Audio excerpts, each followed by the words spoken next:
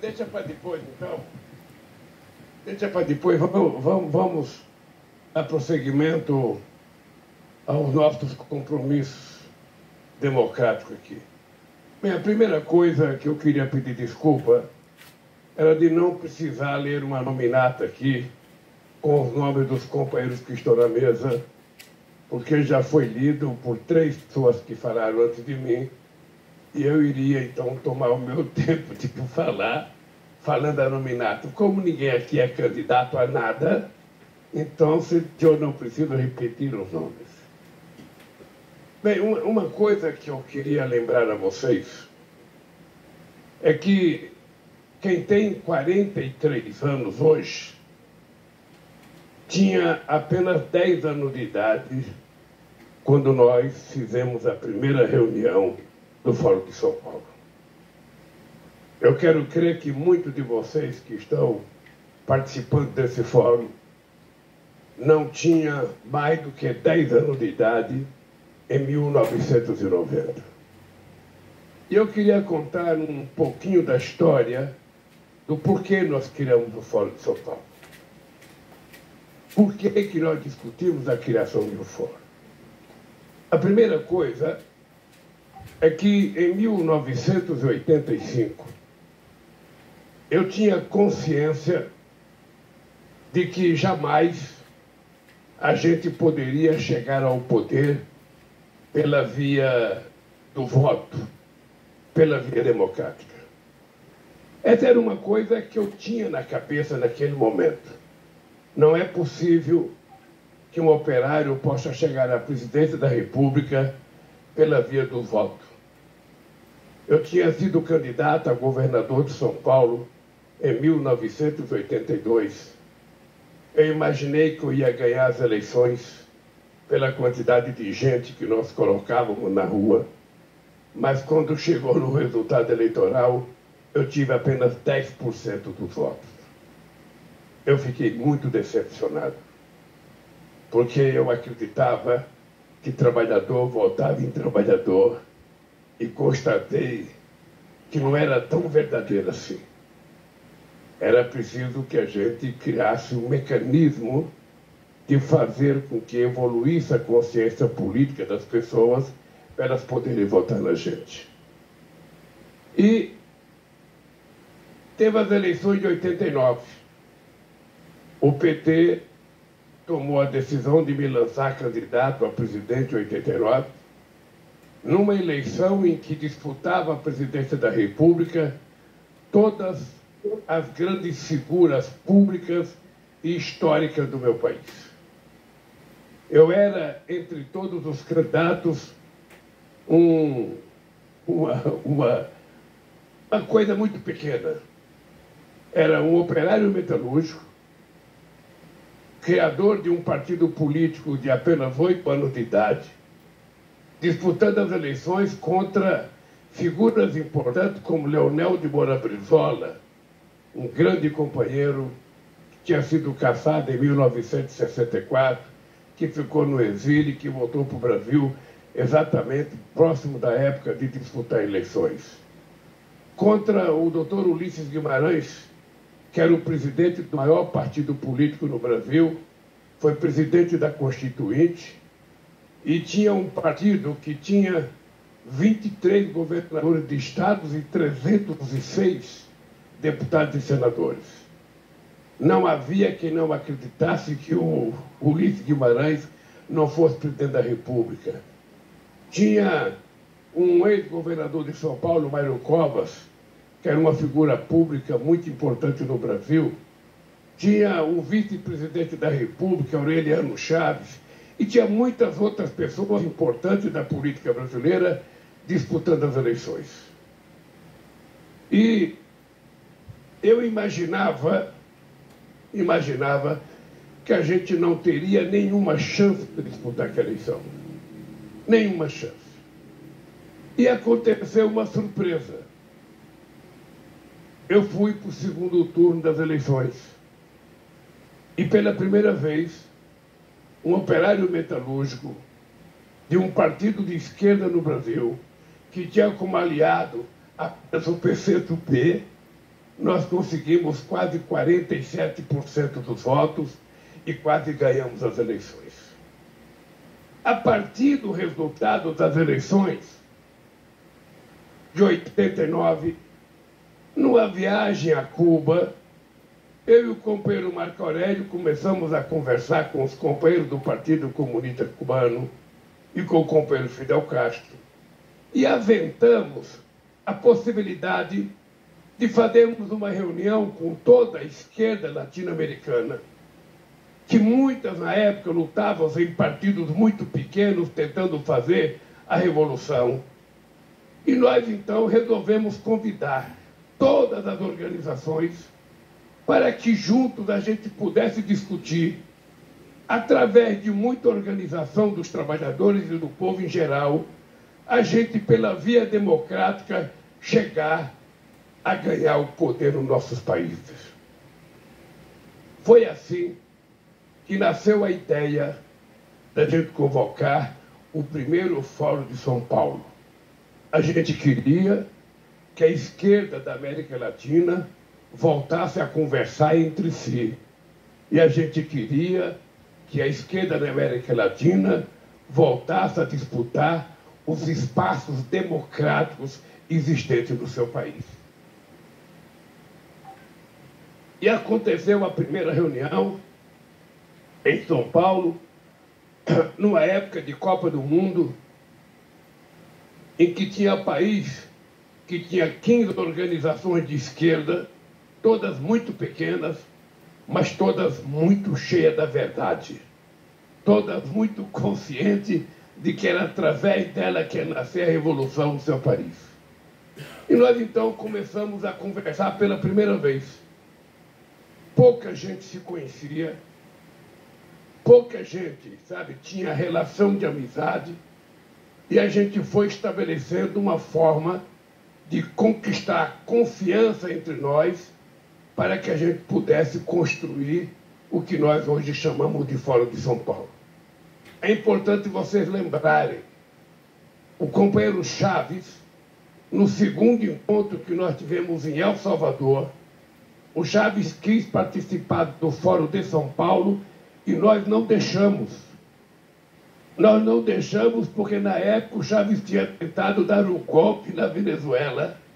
Ele era coronel, era professor da Academia Militar da Venezuela e tinha havido caracaço na Venezuela, tinha morrido 300 pessoas, o Chaves tinha tentado dar um golpe e, quando chegou em El Salvador, o Chaves quis participar, nós não deixamos o Chaves participar, porque, olha, você não é democrático, você tentou dar golpe, você não vai participar do Fórum de São Paulo. E não era apenas nós, não. Para todo o Fórum de São Paulo tinha essa consciência. Bem, depois a história vocês conhecem. O dado concreto é que o Fórum de São Paulo foi a primeira experiência latino-americana em que a esquerda resolveu se juntar sem precisar tirar as suas diferenças, nem tampouco acabar com as suas divergências, mas ela resolveu discutir, do ponto de vista da organização democrática, disputar os espaços políticos do nosso continente. E vocês sabem que a vitória foi muita nesse período. Vocês sabem que a América Latina, e sobretudo a América do Sul, viveu o seu melhor momento em 500 anos, de 2002 a 2010. Foi a vitória na Argentina, no Chile, no Brasil, na Venezuela, no Equador. Né? Foi a vitória, inclusive, de pessoas mais progressistas nos outros países que estiveram do nosso lado, além da vitória do nosso companheiro Chávez na Venezuela. Nós vivemos um período de muita expansão, de conquista social e de participação política e animação política no nosso continente. Eu não creio que tenha havido um outro momento histórico em que a sociedade, sabe, da América do Sul e da América Latina teve tantas conquistas e tantas políticas de inclusão social como tiveram nesse período de 2000 a 2010, a 2012, até 2015, quando fizeram o impeachment da companheira Dilma Rousseff. E vocês sabem quantas vezes nós fomos acusados. Vocês sabem quanta difamação e quantos ataques pejorativos se faz contra a esquerda na América do Sul. Nós não somos vistos pela extrema-direita fascista, nem do Brasil e nem do mundo, como organizações democráticas. Eles nos tratam como se nós fôssemos terroristas. Ele nos acusa de comunistas, achando que nós ficamos ofendidos com isso. Nós não ficamos ofendidos. Nós ficaríamos ofendidos. Nós ficaríamos ofendidos se nos chamasse de nazista, de neofascista, de terrorista. Mas de comunista, de socialista, nunca. Isso não nos ofende. Isso nos orgulha. Muitas vezes. E muitas vezes nós sabemos que merecemos destacar. Normalmente, quando as pessoas chegam à presidência da República, as pessoas não ousam participar do Fórum de São Paulo. A verdade é essa, os nossos companheiros, mesmo os nossos companheiros, não gostavam muito de participar do Fórum de São Paulo. Porque muitas vezes a gente é eleito presidente da República e a gente não gosta de ouvir críticas. As mesmas pessoas que aplaudem a gente durante a campanha, muitas vezes são as mesmas pessoas que vaiam a gente. E a gente, ao invés de perguntar por que elas estão vaiando, a gente as trata como inimiga. E muitas vezes elas nos estão vaiando porque nós não fizemos aquilo que nós prometemos durante o processo eleitoral. Nós não cumprimos aquilo que nós dissemos que íamos fazer. Então é preciso que a gente aprenda a exercitar a democracia o máximo possível que a gente puder exercitar. Porque a democracia ela é muito importante na medida em que você estabelece uma alternância de poder. A democracia é um exercício constante. Eu digo sempre que a democracia é como um casamento. Um casamento, se o marido e a mulher não fazem concessão um para o outro todo santo dia, o casamento acaba. Se numa família o pai e a mãe não fazem concessão para o filho, a relação fica ruim. Então a democracia é isso. A democracia é você estar fazendo concessão toda hora, conquista toda hora, derrota toda hora, mas estabelecendo uma forma democrática de viver democraticamente na diversidade. E nós não podemos criar problema um com os outros. É importante a gente ter clareza disso. Eu, aqui no Brasil, é a primeira vez que um presidente governa esse país pela terceira vez. É a primeira vez. Eu certamente, se tivesse juízo, não teria voltado a ser candidato à presidência da República, porque eu tinha deixado o meu segundo mandato com 87% de bom e ótimo nesse país. Eu poderia utilizar esse capital histórico, os anais da história, e não voltar. Afinal de contas, eu tenho 77 anos de idade. Não parece, vocês estão vendo que eu estou aqui muito jovem. E eu digo todo dia para mim acreditar. Eu não digo para vocês acreditarem. Eu digo para mim acreditar. A velhice, ela só acontece quando a pessoa não tem uma causa. Se todo ser humano tiver uma causa, para que ele se dedique, para que ele lute, a velhice não acontece. As rugas podem aparecer no rosto, mas ela não aparece dentro da sua consciência. E aí você continua sempre novo, sempre disposto a lutar. E eu voltei a governar esse país. Primeiro, para restabelecer o processo democrático desse país. A gente gosta de democracia. A gente gosta de ter gente protestando contra a gente. a gente gosta quando tem greve contra a gente gosta quando negocia. Nada disso é contra a democracia. Tudo isso é resultado da democracia. A democracia não é um pacto de silêncio. A democracia é uma sociedade em movimento, a busca de melhores dias, de melhores conquistas e de melhor qualidade de vida. Então a democracia não pode encomendar, não pode incomodar a nenhum dirigente. E eu sei o quanto nós perdemos no nosso continente. Eu sei o quanto foi triste, sabe? A Argentina ser eleita, ter um presidente de direita há pouco tempo atrás. Eu sei o quanto foi triste a saída do Rafael Correa. Eu sei o quanto foi triste a direita chilena. Eu sei o quanto foi triste o golpe na Bolívia. Eu sei o quanto foi triste a gente ter a companheira Dilma Rousseff impeachada aqui nesse país. E nós, ao invés de ficarmos lamentando, temos que tirar lições. Aonde é que nós erramos? O que nós não conseguimos fazer? Por que aconteceu tal coisa conosco? Por que depois de 30 anos tentando fazer a revolução, a Frente Farabudo Martins pede a eleição para a direita e na reeleição tem apenas 14% de votos? A gente não pode a vida inteira ficar criticando os outros. De vez em quando a gente tem que olhar para dentro de nós e saber o que nós fizemos de errado. Por que aconteceu aquilo?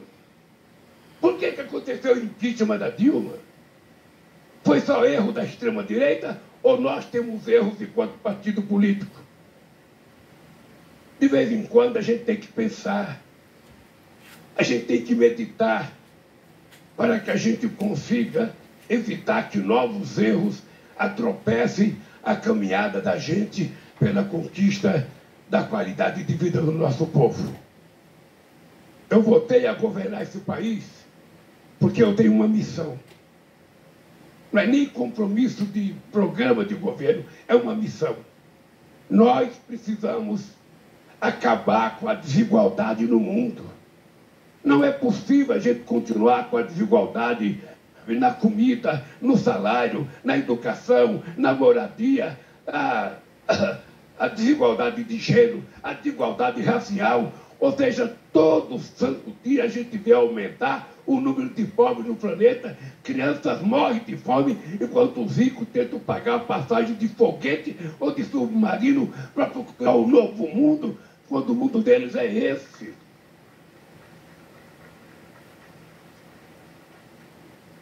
Então, companheiros e companheiras do Fórum de São Paulo, entre nós, já notei muita gente que ajudou a fundar o Fórum.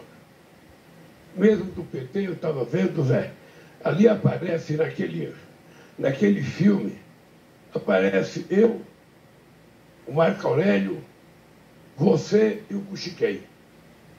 O Marco Aurélio já morreu, o Cuxiquei já morreu. Resta nós dois.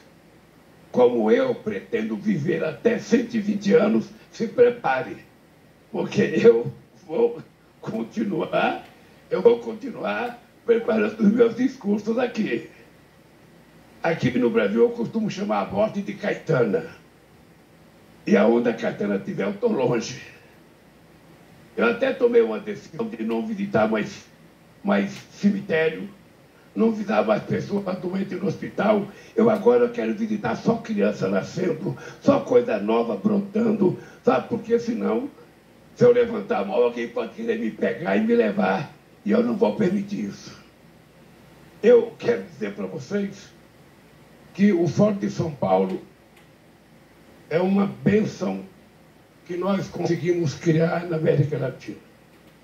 A esquerda tem problema no mundo inteiro. Eu não sei quantos companheiros europeus tem aqui nesse encontro, mas é preciso que a gente rediscuta o discurso da esquerda. É preciso que a gente repense o que a gente quer e como a gente vai fazer para conquistar.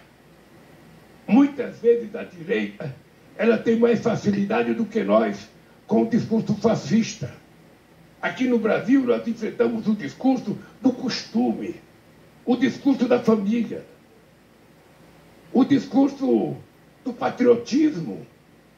Ou seja, aqui nós enfrentamos o discurso de tudo aquilo que a gente aprendeu historicamente a combater. Na Europa, por exemplo, sabe, a esquerda ela perdeu o discurso para a questão da migração. Ou seja, a esquerda não sabe defender a questão dos imigrantes, é a direita que é contra de verdade. E muitas vezes a direita, como a Angela Merkel, tem uma posição política correta de aceitar milhares de imigrantes na Alemanha. Nós precisamos tentar discutir os nossos erros para que a gente possa corrigi-los. Eu não acho, companheiro Gleice, que a gente, entre a esquerda aqui, possa um ficar fazendo crítica ao outro. Muitas vezes a gente tem um hábito de falar, mas tal cara está errando, então a gente precisa punir, a gente não precisa conversar, nós temos que conversar. Não. Entre amigos, a gente conversa pessoalmente. A gente não faz críticas públicas porque as críticas interessam à extrema-direita. Não interessa ao povo. Se nós tivermos algum problema com algum companheiro, a gente, ao invés de criticá-los publicamente, a gente tem que conversar pessoalmente. Eu sou presidente da República, mas nenhum de vocês, nenhum, nem do PT, nem dos partidos brasileiros e nem dos partidos aliados da esquerda latino-americana, está proibido de fazer crítica a mim ou de chamar o PT a atenção por erro que eu possa cometer. Porque senão a gente não é companheiro. Senão a gente não é aliado de verdade. Aliado não é aquele que está toda hora agradando e alisando. Muitas vezes o verdadeiro amigo é aquele que diz que você está errado. Muitas vezes o verdadeiro companheiro é aquele que chama atenção. E é por isso que eu aprendi ao longo da minha vida respeitar e admirar o companheiro Fidel Castro. Porque desde 1985, em toda a relação que eu tive com Fidel Castro, ele nunca deixou de fazer a crítica que ele tinha que fazer pessoalmente e nunca deixou de elogiar publicamente. Ele agia diferente. Ele criticava pessoalmente e elogiava publicamente. Muitas vezes nós, na esquerda latino-americana, nos autodestruímos. Porque utilizamos muitas vezes os nossos adversários no meio de comunicação para falar mal de nós, para tentar nos destruir, para mostrar os nossos defeitos, porque as virtudes nunca são mostradas. Então, queridos companheiros, eu queria terminar minha fala dizendo para vocês, eu, embora tenha 77 anos, a minha energia para fazer política é de 30. E vocês sabem das tarefas que nós temos a nível internacional. Esse ano, nós temos muitas tarefas. Primeiro, nós temos os BRICS na África do Sul. Depois, nós temos o G20 na Índia. Depois, nós temos a reunião da CELAC, da União Europeia, em Genebra, ainda em Bruxelas esse mês. Depois nós temos a primeira reunião amazônica feita no estado do Pará, com todos os países amazônicos, inclusive estamos convidando a Guiana Francesa para participar. Estamos convidando a Indonésia e estamos convidando os dois Congos. Mais ainda, nós vamos ter agora em Letícia, na próxima semana, uma reunião com especialistas e cientistas para preparar a chamada reunião de Belém. E mais importante, em 2025, pela primeira vez, a gente vai ter uma reunião para discutir a questão do clima sobre a Amazônia, dentro da Amazônia. no estado amazônico, para as pessoas saberem o que é efetivamente a Amazônia. E queremos construir, com os 8 países da América do Sul, uma política unitária para que a gente possa chegar em dezembro, ou quem sabe menos ainda, nos Emirados Árabes, na COP28, com a posição correta em defesa dos países que mantêm florestas em pé, como a América do Sul e como a África, o Congo, a Brazzaville, o Congo Kinshasa, o Congo Democrático e mais a Indonésia. Então, a nossa tarefa é muito grande. É muito grande e nós não podemos perder um minuto de tempo, muito menos de espaço. Senão a gente perde. O Brasil ficou fora do mundo praticamente 6 anos. 6 anos em que o Brasil não era levado a sério em lugar nenhum do mundo. Nós votamos e queremos votar não para o Brasil voltar a ter destaque. Nós queremos votar para que a América do Sul e a América Latina voltem a ter destaque. Nós votamos para brigar pela autonomia das Nações Unidas. A ONU não pode continuar com a mesma dimensão que ela teve em 1945. É preciso aumentar os membros da ONU com a África, com a América Latina, com os países asiáticos, e é preciso mudar os membros permanentes do Conselho de Segurança, porque são eles que produzem armas, são eles que fazem a guerra, sem passar pela decisão do Conselho de Segurança. Então nós estamos numa trincheira, além de cuidar do nosso país, nós temos que cuidar de fortalecer o papel dos setores progressistas e democráticos da sociedade nesse mundo. Porque a direita fascista, ela tem crescido em muitos lugares. Em lugares que a gente jamais imaginou que ela voltava a crescer. Ela voltou a crescer. Por isso eu queria fazer um apelo, companheira Cleide Oswald, presidente do PT, companheiro do PCdoB, companheiro dos partidos da América Latina. Nós não temos tempo a ficar brigando por coisas menores.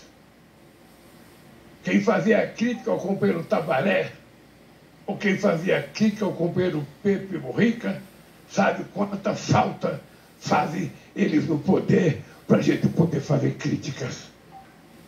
Portanto, é muito melhor ter um companheiro da gente cometendo alguns equívocos para a gente criticar do que ter alguém de direita governando que não permite sequer que a gente tenha espaço para fazer crítica.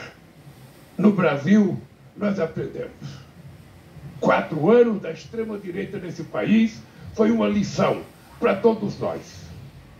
Ou nós criamos juízo, ou nós nos organizamos, e ou nós trabalhamos para resolver os problemas da sociedade brasileira, sobretudo com a questão da inclusão social, ou a extrema-direita está aí, contando mentiras, utilizando fake news, violentando qualquer parâmetro de dignidade para voltar ao poder.